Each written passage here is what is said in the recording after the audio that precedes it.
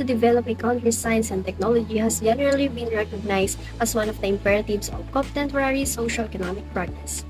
This has become a major concern for governments, particularly since the post-World War II years. An important dimension of this concern among third-world countries is the problem of scientific and technological dependence, which is inseparable to the integrity of their political sovereignty and economic independence. This video attempts to examine the history of science and technology in the Philippines within the context stated above. Rather than focusing solely on a chronological timeline, it seeks to interpret and analyze the interdependent effects of geography, colonial trade, economic and educational policies, and social-cultural factors on the evolution of current Philippine science and technology. Let us now head back to history.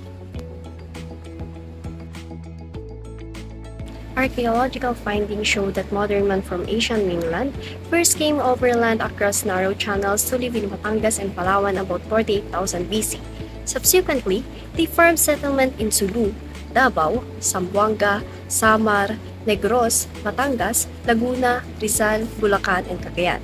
They made simple tools and weapons of stone flakes and later developed method of sewing, polishing stones around 40,000 BC. By around 3000 BC, they were producing adzes, ornaments of seashells, and pottery. Pottery flourished Chinese porcelain. Soon, they learned to produce copper, bronze, iron, gold, and metal tools and ornaments.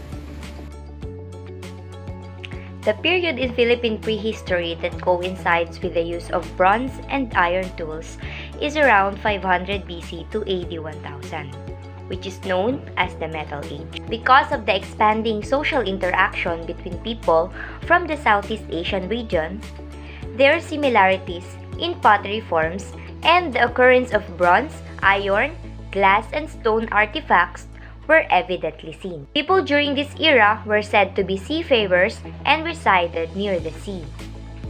And as seafarers, they created balangay for their transportation. The oldest discovered is what they call the Butuan Boat 1, Parao of the Visayas, and Vinta or Lepa-Lepa. At this time, Filipinos were already engaged in activities and practices related to science. There were creative values of some plants on how to extract medicines from herbs, and the alphabet, system of writing, method of counting, and weights and measures. Modern science and technology were thought to have started in this country during the Spanish era. Spanish colonizers founded educational institutions like the famed UST, which is regarded as the nation's oldest university.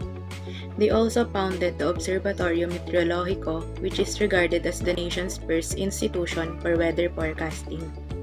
They also put in place programs aimed at advancing the agricultural and trade industries, established healthcare facilities like the Laboratorio Municipal to do research on infectious diseases.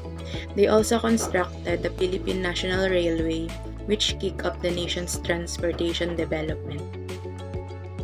Between 1898 until 1941, the American regime in the Philippines, more advancement in science and technology has stemmed from their stay here.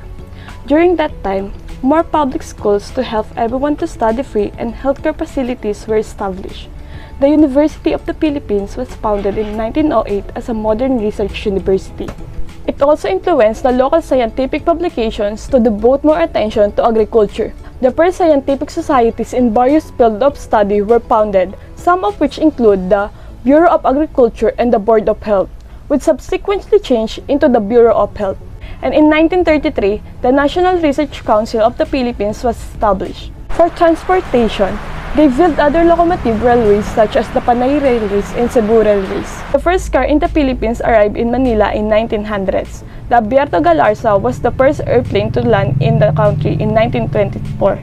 But it wasn't until 1941 that Philippine Airlines began to have both domestic and international flights. When we look back on the development of science and technology in the Philippines, we can see that there were a lot of events that had to take place in order for us to have everything that we do now. The progress is still going on now, even after those years.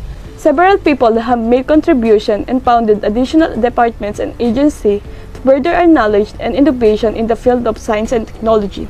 That's all for today. Thank you!